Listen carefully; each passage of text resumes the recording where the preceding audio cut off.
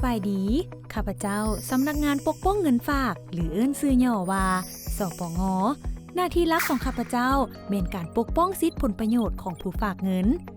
เวียกงานปกป้องเงินฝากมีความสำคัญหลายย้อนว่าในกรณีที่มีวิกฤตการณ์ทางด้านการเงินหรือมีการล่มละลายของธนาคารธุรกิจและสถาบันการเงินจุลภาคที่รับเงินฝากที่เป็นสมาชิกสปง.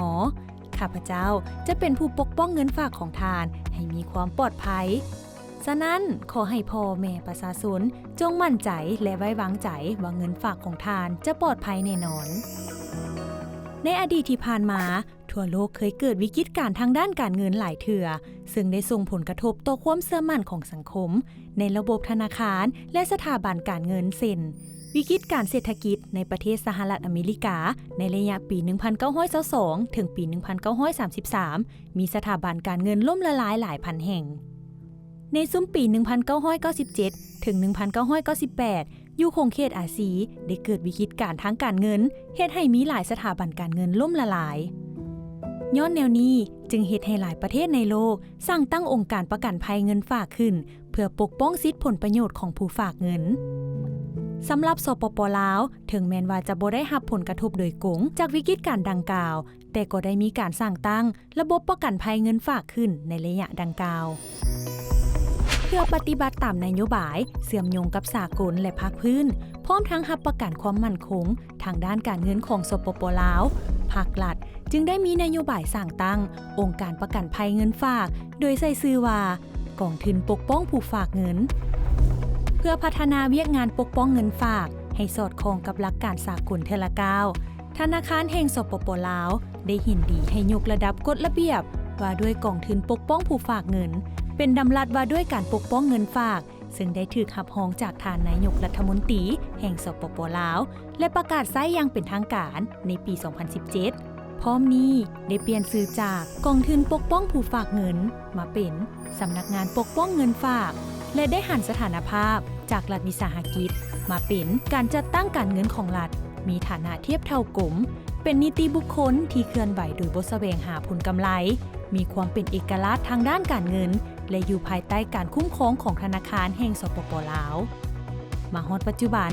สปง.มีอายุครบรอบ25 ปีนับแต่ได้รับการสร้างตั้งขึ้นในวันที่23 เดือนกันยายนปี 1999 สปง.มีภาระบทบาทเป็นเสนาธิการให้แก่สภาบริหารสำนักงานปกป้องเงินฝากและธนาคารแห่งสปป.ลาวในการปกป้องสิทธิผลประโยชน์อันชอบธรรมของผู้ฝากเงินโดยเฮ็ดหน้าที่สำคัญเช่นสร้างแผนยุทธศาสตร์และนิติกรรมเกี่ยวกับเวียกงานปกป้องเงินฝากติดตามกฎกาและวิเคราะห์สภาพผู้ฝากเงินและจำนวนเงินฝากอยู่นำสมาชิกในแต่ละระยะสรุปและรายงานการเคลื่อนไหวเวียกงานปกป้องเงินฝากให้ธนาคารแห่งสปป.ลาวอย่างเป็นปกติบริหารทุนและคลังปกป้องเงินฝากในกิจการที่มีความเสี่ยงต่ำจ่ายเงินปกป้องให้ผู้ฝากเงินตามวงเงินปกป้องที่ได้กำหนดไว้ในระเบียบการนำใช้สิทธิ์และปฏิบัติหน้าที่อื่นตามที่ได้กำหนดไว้ในกฎหมายและระเบียบการ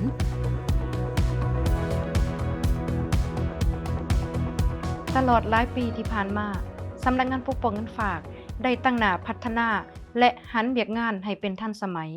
พร้อมทั้งสามารถสร้างเครื่องมือสื่อสารโฆษณาต่างๆสำนักงานปกป้องเงินฝากได้เอาใจใส่เคลื่อนไหวเวียกงานหัวมือสากลและสร้างสายพัวพันธุ์ร่วมมือกับองค์กรปกป้องเงินฝากของบรรดาประเทศในภาคพื้นและสากลอย่างเป็นปกติมาณโอกาสที่มีความหมายสำคัญนี้ข้าพเจ้าเชื่อมั่นว่าสำนักงานปกป้องเงินฝากจะสืบต่อพัฒนาเวียกงานของตนอย่างรอบด้านและประกอบส่วนสำคัญเข้าในการรักษาเสถียรภาพทางด้านการเงินสร้างระบบปกป้องเงินฝากให้มีความเข้มแข็งและทันสมัยเพื่อเฮ็ดให้สังคมมีความเชื่อมั่นต่อระบบการเงินธนาคารของสปป.ลาวการเคลื่อนไหวเวียกงานในระยะ25 ปีที่ผ่านมาสปง.ได้บรรลุผลสำเร็จที่พ้นเด่นเด่นได้มีการขยายตัวทั้งปริมาณและคุณภาพเป็นต้นแมนมีสมาชิกเพิ่มขึ้นจาก7ธนาคารมาเป็น35ธนาคารและ5สถาบันการเงินจุลภาคที่รับเงินฝากรวมจำนวน40แห่ง สำเร็จการค้นคว้าสร้างและปรับปรุงนิติกรรมจำนวนหลายกว่า 40 ฉบับ ซึ่งในนั้นพ้นเดนแมนการสร้างดำรัสว่าด้วยการปกป้องเงินฝากคำแนะนำขั้นตอนการหับและจ่ายเงินปกป้องพร้อมด้วยคู่มือสำเร็จการปรับปรุงวงเงินปกป้องคืนใหม่ภายหลังดำรัสว่าด้วยการปกป้องเงินฝากจำนวน2ครั้งคือครั้งที่ 1จากวงเงินปกป้องสูงสุด28ล้านกีบขึ้นเป็น50ล้านกีบและครั้งที่2จากวงเงินปกป้องสูงสุด50ล้านกีบขึ้นเป็น100ล้านกีบสามารถเก็บเบี้ยประกันเงินฝากจากสมาชิกอย่างเป็นปกติเฮ็ดให้คลังปกป้องเงินฝากมีการเพิ่มขึ้นอย่างต่อเนื่องซึ่งแสดงออกตามข้อมูลสถิติเพิ่มขึ้นเฉลี่ยบ่รุด 10% ต่อปีสามารถคุ้มครองและบริหารทุนได้อย่างมีประสิทธิภาพซึ่งแสดงออกในปี 2023 เพิ่มขึ้น 32% เทียบใส่ปี 2022 เฮ็ดให้รวมยอดทรัพย์สินหนี้สินและทุนทั้งหมดในปี 2023 เพิ่มขึ้น 24% เห็นว่าเกินแผนการที่กำหนดไว้สปง.ยังได้สำเร็จผลการพัฒนาเวียกงานหันเป็นทันสมัยเช่นมีหมายเลขโทรศัพท์สายด่วนเบอร์ 1524 มีเว็บไซต์และ Facebook Page มีเครื่องแม่ข่ายหรือเซิร์ฟเวอร์ระบบ e-document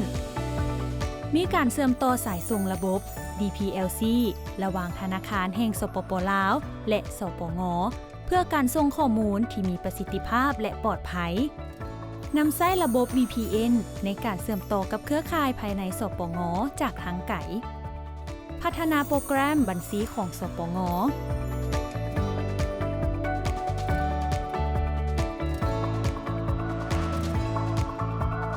เฉพาะในระยะ5 ปีผ่านมาสำนักงานปกป้องเงินฝากสามารถจัดตั้งปฏิบัติเรียกงานตามพาระบทบาทก็คือเรียกงานที่ได้รับการมอบหมายจากคันเทิง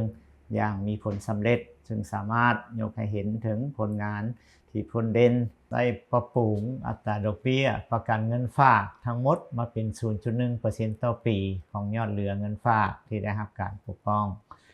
ได้เอาใจใส่ในการคุ้มครองและบริหารทุนโดยการซื้อพันธบัตรรัฐบาลผ่านธนาคารแห่งสปป.ลาวและตลาดหลักทรัพย์ลาวเฮ็ดให้ทรัพย์สินเพิ่มขึ้นอย่างต่อเนื่องแสดงออกปัจจุบันสปง.มีทรัพย์สินหนี้สินทุนทั้งหมดเทียบใส่ปี 2019 เพิ่มขึ้นเท่ากับ 225% ได้เอาใจใส่เวียกงานหัวมือสากลโดยการสร้างสายพัวพันหัวมือกับองค์การปกป้องเงินฝากของบรรดาประเทศในภาคพื้นและสากลพร้อมนี้สปง.ได้รับการช่วยเหลือจากกลุ่มธนาคารโลกภายใต้โครงการสร้างความเข้มแข็งในตารางความปลอดภัยของแขนงการเงินในนามต่างหน้าคณะพักคณะผู้ว่าการธนาคารแห่งสปป.ลาวข้าพเจ้าขอแสดงความย่องยอสมเสยมายังคณะสภาบริหารคณะสำนักงานปกป้องเงินฝากพนักงานอาวุโสบำนาญตลอดฮอดพนักงานรัฐกรทุกท่านด้วยมุนเสื้อและมานะจิตบุกบืนบวกกับความสามัคคีที่เป็นตึกแทนของคณะน้ำก็คือพนักงานข้าพเจ้าเชื่อมั่นว่าสำนักงานปกป้องเงินฝากจะได้รับการพัฒนาอย่างรอบด้านสามารถประกอบส่วนเฮ็ดให้สังคมมีความเชื่อมั่นต่อระบบการเงินการธนาคารของสปป.ลาวและจะสืบต่อสนับสนุนการพัฒนาเศรษฐกิจสังคมให้เข้มแข็งยืนยงปัจจุบันนี้สปง.ปกป้องเงินฝากของทานที่ฝากไว้กับสมาชิกของสปง.ในวงเงินปกป้องสูงสุด100ล้านกีบต่อผู้ฝากเงิน1หลายต่อสมาชิก1แห่งมีสมาชิกทั้งหมด40แห่งในนี้เป็นธนาคารธุรกิจจำนวน35แห่งและสถาบันการเงินจุลภาคที่รับเงินฝาก5แห่งเงินฝากที่ได้รับการปกป้องแม่นเงินฝากของบุคคลนิติบุคคลและการจัดตั้งที่เป็นสกุลเงินกีบและสกุลเงินตราต่างประเทศที่ฝากเงินไว้กับสมาชิกของสำนักงานปกป้องเงินฝากซึ่งประกอบด้วยเงินฝากกระแสรายวันเงินฝากประหยัดและเงินฝากมีกำหนดถ้าหากท่านมีคำถามเพิ่มเติมเกี่ยวกับสิทธิ์และพันธะของผู้ฝากเงินหรือขั้นตอนการรับเงินปกป้องและข้อมูลอื่นท่านสามารถติดต่อพัวพันได้ที่เบอร์สายด่วนโทร1524พัฒนาเวียกงานปกป้องเงินฝากให้เข้มแข็ง ทันสมัยสร้างความมั่นใจให้สังคม